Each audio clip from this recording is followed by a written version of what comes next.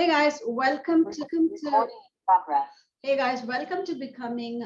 We are doing a lot of interviews with good-minded, kind-hearted people who are well-wishers of this channel, who wants to contribute to the mission of helping wives, ambitious wife, to love their husband, focus on their family, and still pursue their ambition as well. Why are we doing this? Because women are feeling guilty to pursue their family, guilty to pursue their goals, because most of the time they have to take care of their family, they have to take care of their children, their husband, and still if they're ambitious, they have to allocate time to do a lot of work to pursue their goals. So we are helping ambitious wife to focus on all these three areas: their family, which is their husband, their children, and their extended family, and their goals as well. So we have very interesting people giving a lot of interviews for us.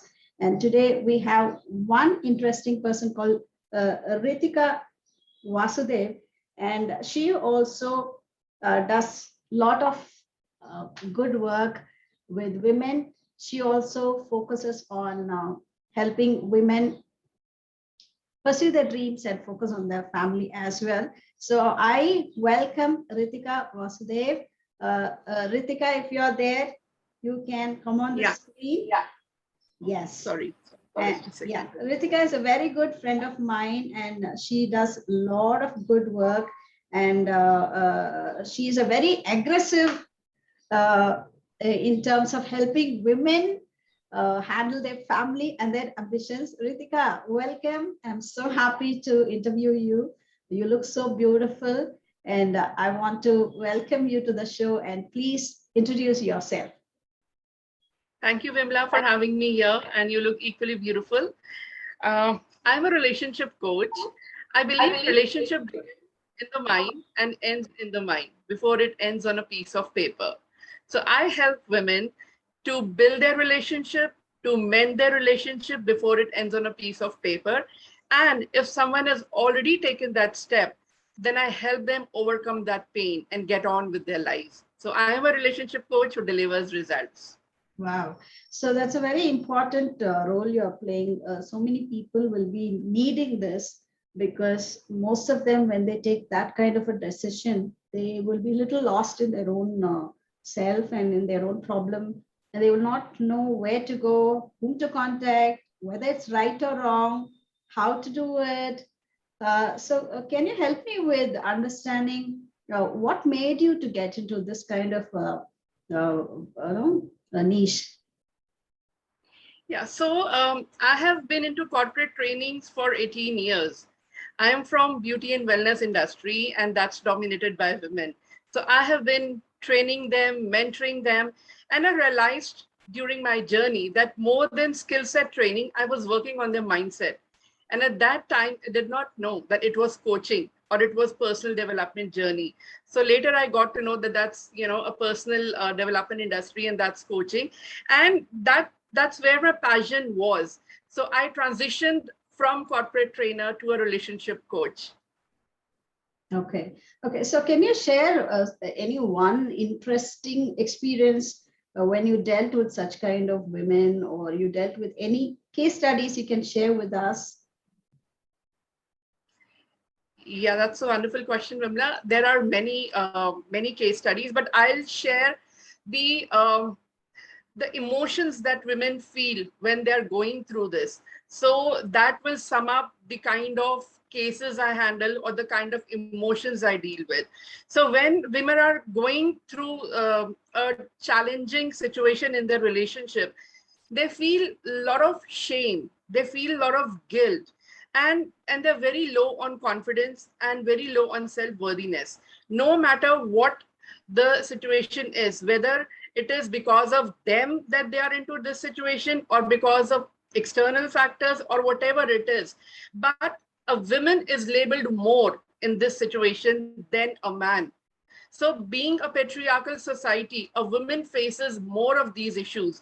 So I help women when they come to me, they are at the rock bottom of their life. They are like very, very low, and they need to be pampered, they need to be loved, they need to be told that they're beautiful and life has not ended. This is not the end. This is another chapter in their life. So I help them to overcome that unworthiness, low confidence, and more importantly, I help them with self acceptance that whatever has happened has happened. You cannot change it, but how do you move forward from here on is the key to moving forward and creating your life the way you want it now, with the learnings, without any resentment, without any bitterness. Because with bitterness, you cannot move forward in the life.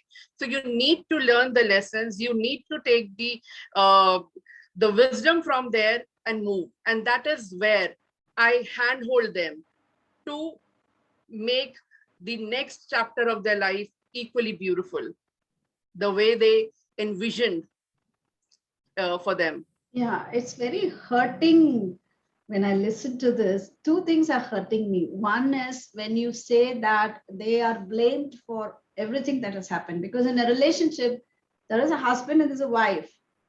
And when you clap, it's not one hand that makes a noise.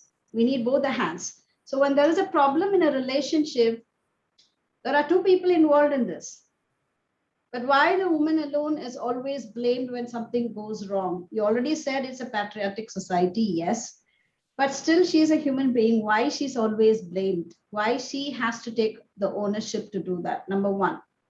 Number two is you said that they lose their self confidence, they lose their self esteem. So why all these, Ritika? What is the bottom line? Okay, let's not ignore it saying it's a patriotic society. Now, there are very, very good hearted men also. There are very good hearted husbands, very understanding husbands, especially in this 21st century. I'm seeing a lot of girls very, very happy with their family life. There are very good men. It's not always to blame the men. But what is that happening? When does all these stars that takes them to divorce? Because over a night they will not come to a conclusion of going for a divorce, right? So what happens? Yeah, what happens and why the woman always takes the blame? That's a very, very deep question that you've asked me, Vimla, that why a woman is blamed. And I agree to what you say, that despite this being a patriarchal society, there are good-hearted men around. We cannot blame it on the men. So, and as you rightly said, it takes two to tango, right? So why a woman is labeled? Because of the upbringing, the way a girl is raised, that she has to look after her family, she has to put everybody needs first before her need, right? So that is a mindset, that is a belief system with what women or what girls are raised with. So there's nothing wrong in putting the needs of your family first, but the message that is sent out is that love others but don't love yourself. Because if you are loving yourself first, that means you are selfish. So there is no concept of self-love in so far in the families or in the culture, because this word is seen as a selfish word, that you are thinking about yourself first. But I think that's a very wrong interpretation of the word self-love. Self-love means that setting boundaries for yourself. Self-love means setting what you will tolerate and what you will not tolerate in your relationship. Self-love means protecting your integrity, protecting yourself from hurt. So that is self-love. And if you are not happy as a woman, how can you raise a happy family or happy kids? Or how can you create the environment of the home to be a happy environment? So that is one thing. So women is not given that freedom. And it all comes down to the belief system, that what has been stereotyped in terms of gender roles also, that the women is supposed to look after the home, raise kids, and first she has to be a homemaker, Then if she wants to be a career woman or a professional woman, then it is her job to make that balance between the home and the work. So she has to make the balance. But uh, if she wants support from a family, so there are families supporting women, but largely they are not supported. So that causes a lot of stress. And then comes the communication between partners. So how well do you communicate? How well you are connected emotionally? How well do you respect each other? Because these are the basic elements of a relationship, no matter which background you come from, which caste or community you come from. But if you don't have the basic respect, mutual understanding for each other, then even a small thing would be a trigger for you to blow things out of proportion. And, and these small things would lead up one day to the decision that this is not the right kind of relationship for me, or the right fit for me, or maybe he's not right for me, or maybe the man would think she's not the right woman for me. And then this impacts your intimacy also. And when you start drifting away in the intimacy, then all these things like how a woman, what a woman does outside of the bedroom, or how a man treats her outside of the bedroom, everything becomes an issue. That she doesn't look after my family, she only thinks about herself, she doesn't do this. So all that blame game begins. So when the blame game begins, the woman is seen as the culprit more than a man. So then she starts, you can say, divorcing herself, every bit of herself, to make up that balance, to strive for perfection, to be a perfect daughter-in-law or a mother or a wife. So every time she's compromising, she's not adapting, she is compromising in the situation. She is killing a part of herself. And there comes a stage where it becomes irreversible, or it cannot be mended. But does she realize that she started to kill herself? That's a very dangerous part, right? So, but does she do that very consciously? Does she realize that she started to no compromise on herself and losing herself, killing herself? I could feel it now when you speak. I could feel that. Does she realize that when she does that? She does. Okay, let me give you an example. Suppose there's an argument between a couple, right? And both are screaming. Let's say both are screaming. And the third person, let's say an elder person from the family, let's say a mother-in-law or a father-in-law, or maybe sister-in-law, if living together in the family, she comes in. So who do you think they would tell to be quiet and finish the argument here? Who do you think they would say? The daughter-in-law. They would say, you be quiet, you don't answer back. You know he is in the habit of screaming, he will scream and after a few minutes he'll be back to normal. Or you know when he's screaming, you just walk out of the room, or you do this, you do that. But nobody would firstly try to understand why they are screaming, or why the husband is screaming. What is the reason? Just because the husband is screaming doesn't mean that he's screaming for the right reason. That is the first thing.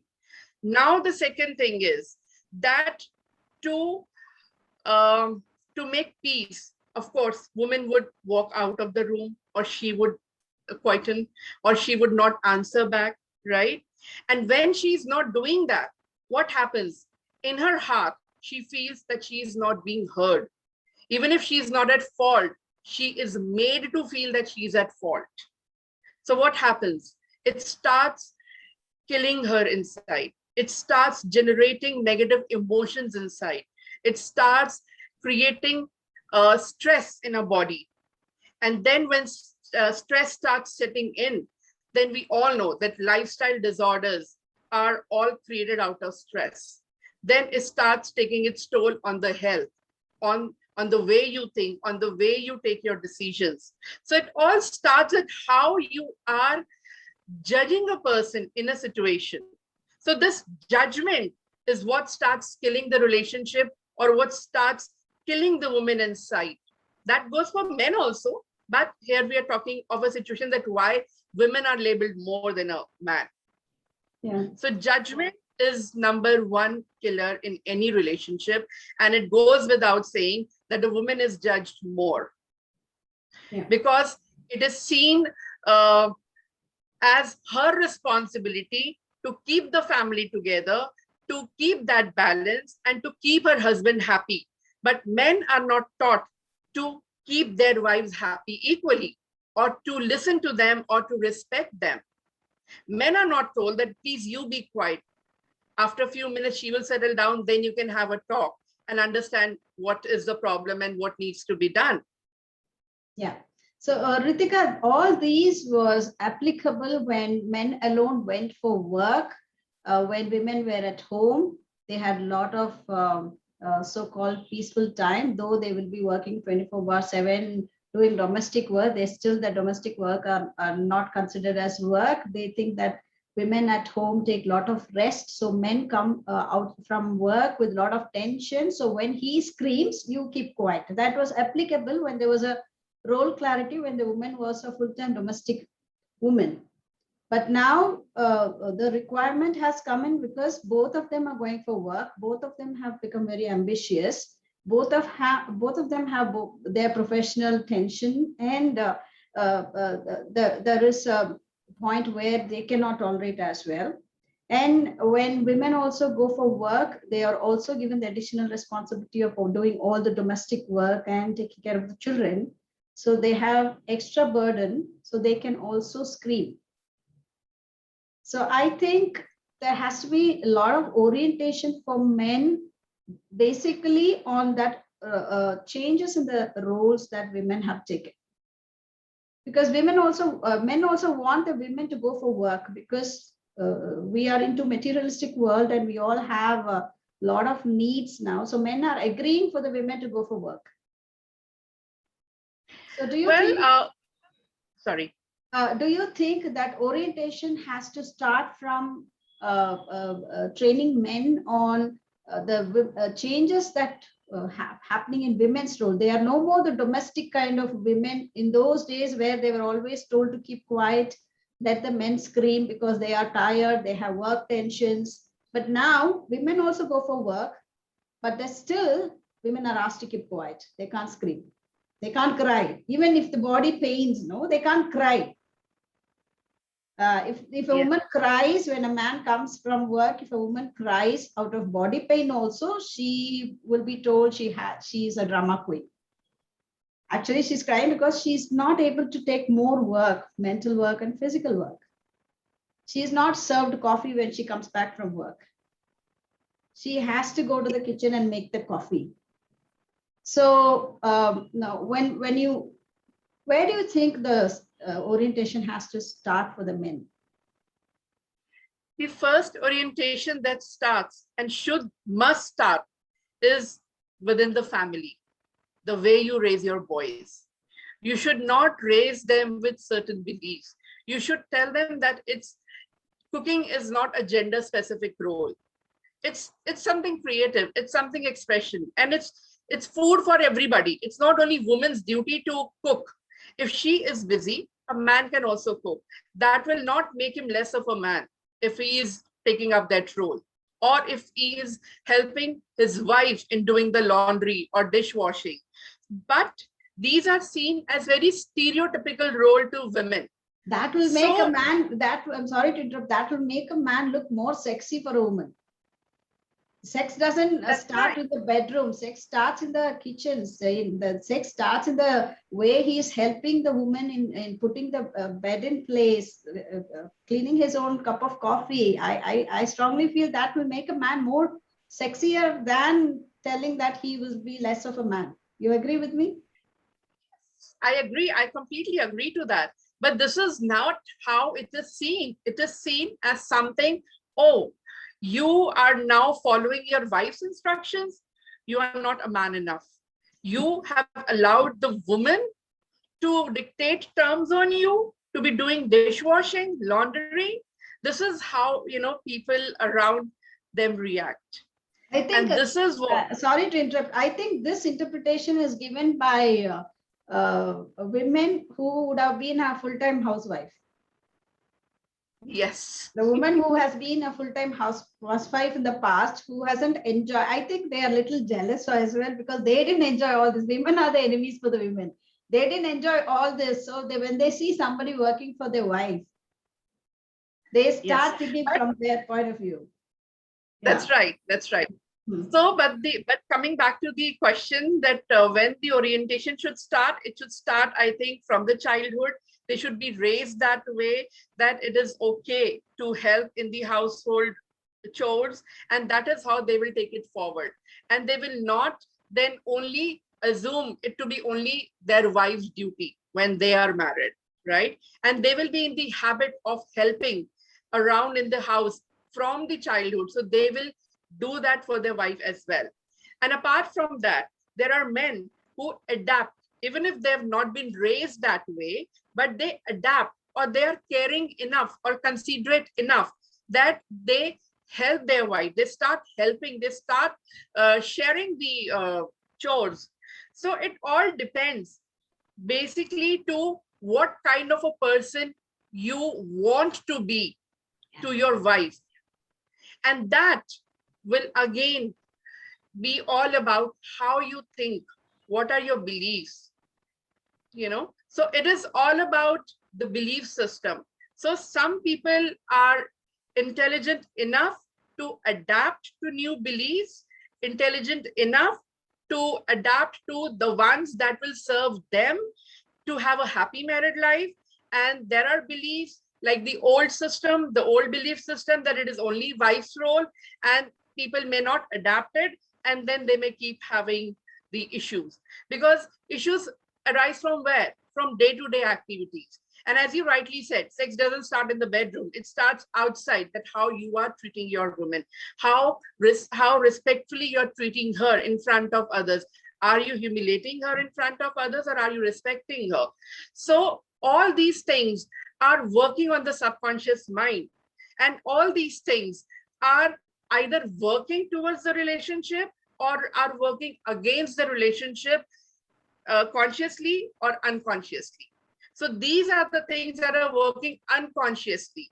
And then you say one day you feel out of love. Why? Because these experiences added up so much into the subconscious that you don't feel those feelings for your partner.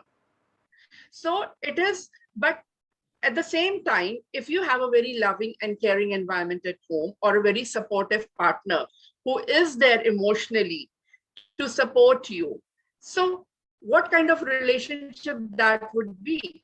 That would be a very loving and nurturing relationship. And that would be a very happy relationship intimately also. So now when people come to me, or they say that they don't enjoy a good sex life, or they have issues, so it is bound to have, because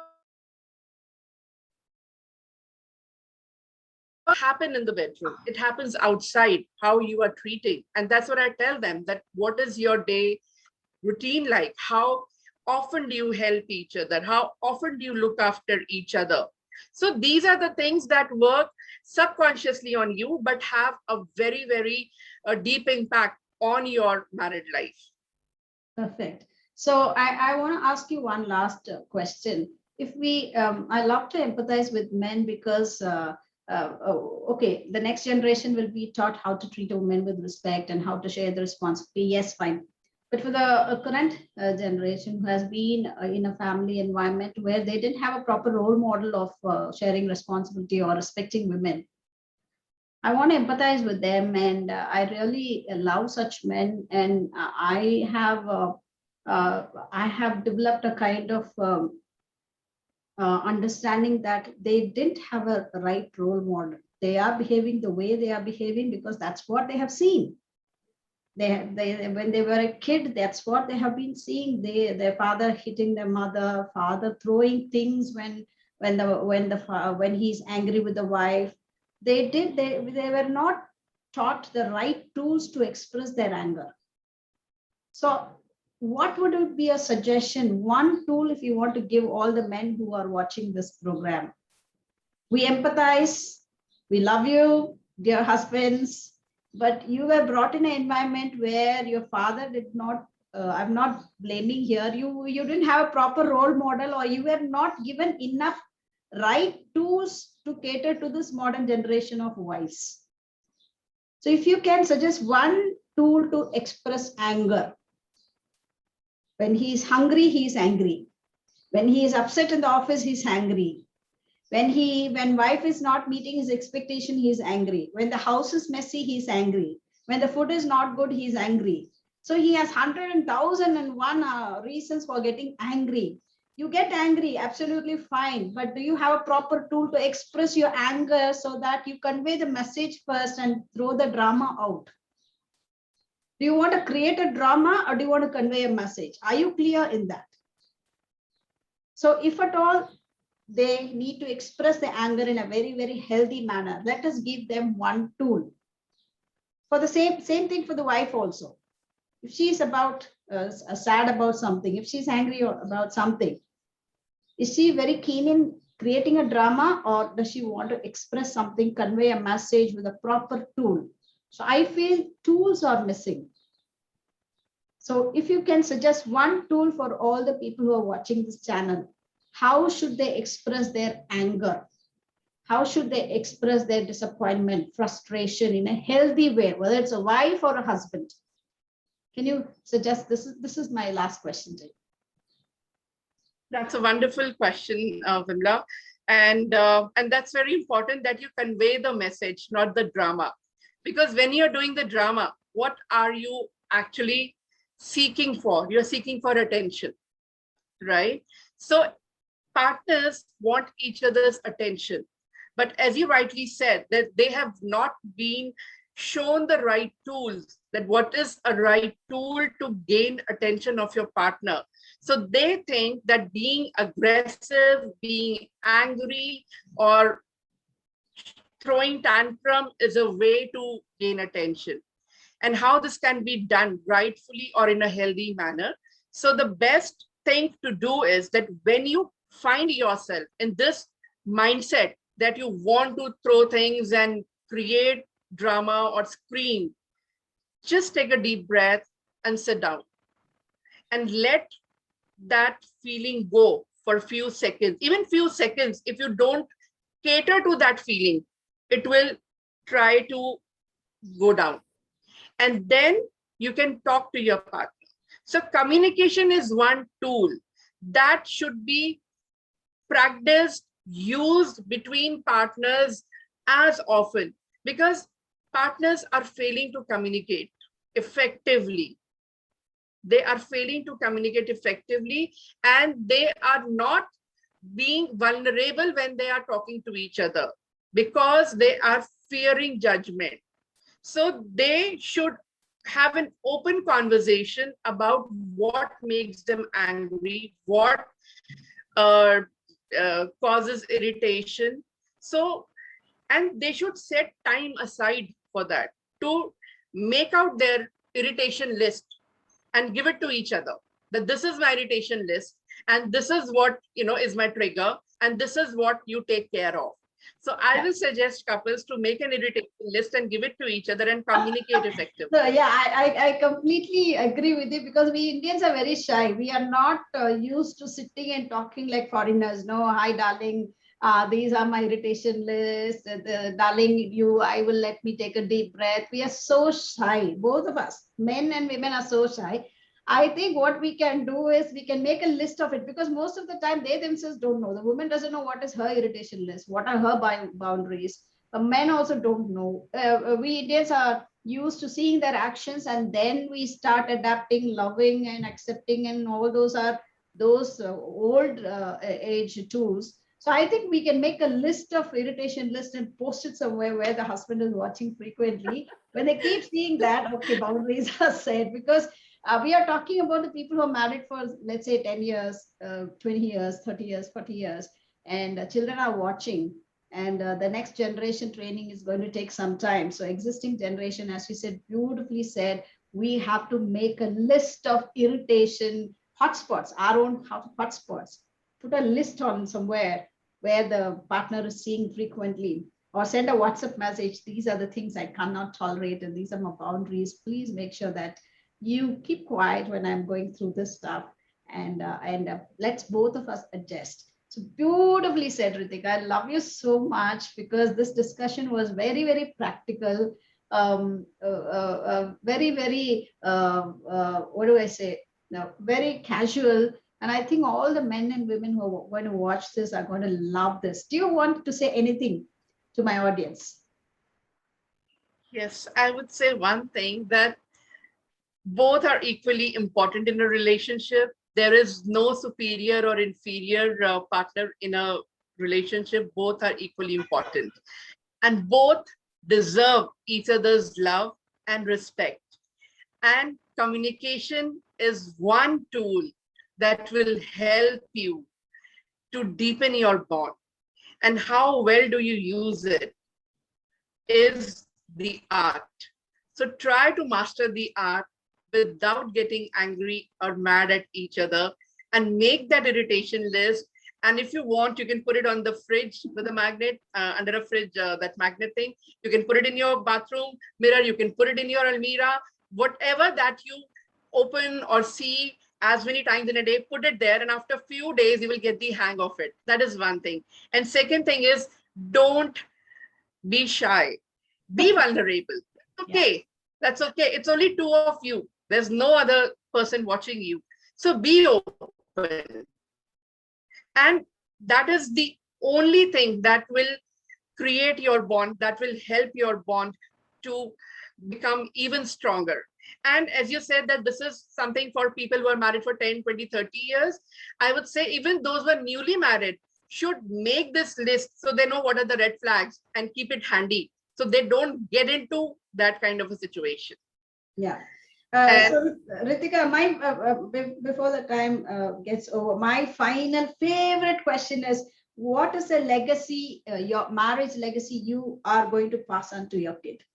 What will she remember about her parents' marriage when she is getting married? One sentence. mutual respect. Wow, beautiful. Wow, beautiful. Yeah, yeah. So thank you so much, Ritika, for coming on the show. I want you to share with me all the details about you, because you are coming across as a very approachable, practical person who understands the concept of mutual respect, love between husband and wife, and how not to go to the extent of divorcing each other, because divorce doesn't start over a night, it starts somewhere. And please share all your details. I'll put it in the description box so people can contact you if they need any help, especially women can contact Ritika. Such a beautiful heart. Ritika is so nice and practical person, and I loved her so much. And this interview was scheduled for many times, and we postponed, canceled, when she was so patient enough to come back and give me the time. Love you, Ritika, for that, and love the work you're doing. I think you're going to make many families happy. And you want to ask me anything, we'll wind up otherwise. Yeah, and same question I would like to ask you. What is one, in one word, the legacy you would pass on to your kids from your marriage? Never divorce. Never divorce. If you are getting married, unless and until the person is abusive, if it is beyond control, make sure that marriage works. And if you agree to live together as a husband and wife, you make sure that you love, understand the meaning of love, understand the meaning of respect, and make sure that you make that marriage work, and don't trouble your children. If at all you're giving birth to children, your responsibility is to make sure you give a good role modeling for the children as a husband and wife, so that they take the legacy forward. So if you're getting married, be responsible for your marriage. If your husband is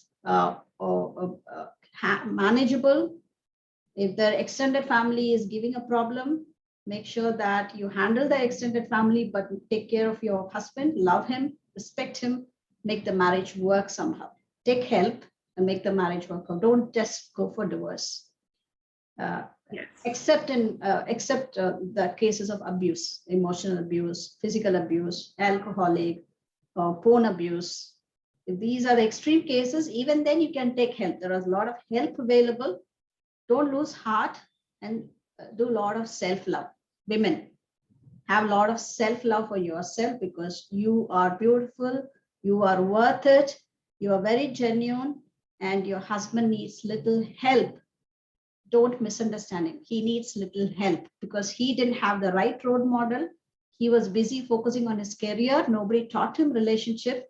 So women are very good with learning relationship, without any special training. So make sure that you teach your husband and you help him, be with him, whatever happens, because he's a good guy.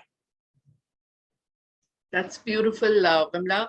And yes, you rightly said that they also need a role model. They need the tools, and I think that's been a beautiful conversation, and that would help people out there who watch this episode. And please, people, don't suffer in silence. Ask for help. Thank you so much. Love you. Bye-bye, Ritika. Thank you so much, Vimla. Thank you for having me. Bye-bye. God bless. Yeah, bye-bye. God bless you too. So guys, that's it for today. I'll come back again with another beautiful interview with another beautiful person. Please like, share, and subscribe. And I'll give all the details about Ritika in the description box. If you need help, you can contact her. Love you all. Please share this video so that we can save families, we can save children from single parenting, and we can help wives love their husband unconditionally and still love themselves and still focus on their family as well. Thank you so much for watching. Bye for now. Thank you so much. Bye-bye.